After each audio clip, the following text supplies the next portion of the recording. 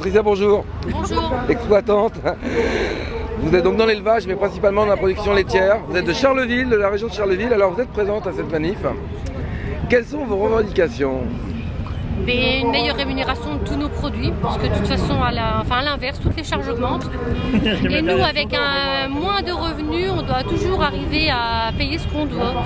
Et il arrive un moment, on est sur la corde raide. Vous avez supporté la crise du lait, donc... Oui. Ah ben, c'est clair que la crise du lait, on est toujours dedans et c'est de pire en pire. Donc, l'issue, on n'en voit pas le bout. Alors en plus, il n'y a pas que le lait, il y a la viande qui baisse, les céréales qui baissent. Et je vous dis à l'envers, tout ce qu'on doit mettre pour produire continue d'augmenter. Il y a une forte mobilisation aujourd'hui quand même, mais est-ce que vous pensez que c'est utile ce genre de manifestation ? C'est comment ? Est-ce que vous pensez que c'est utile ? Ça aurait pu être utile, ça dépend comment elle est gérée. Aujourd'hui, elle n'est pas terrible.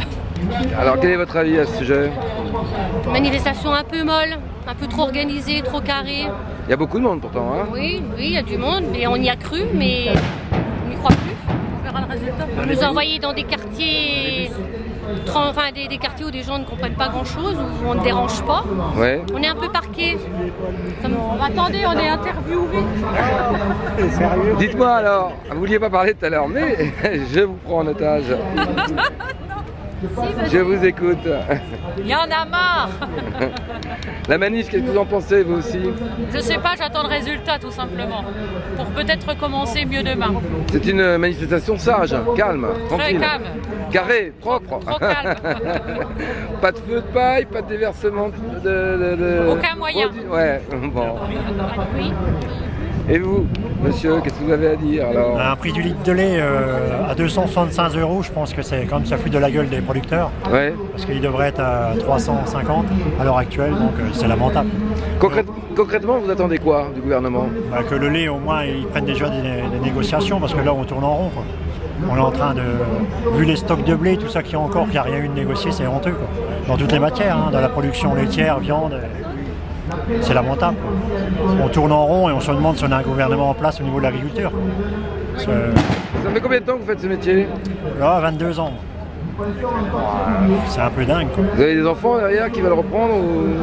Non, moi j'ai pas d'enfant, mais j'ai une femme, mais j'ai pas d'enfant. Ouais. Ouais, moi j'ai 3 filles, j'en ai une qui travaille pour le monde agricole, en tant que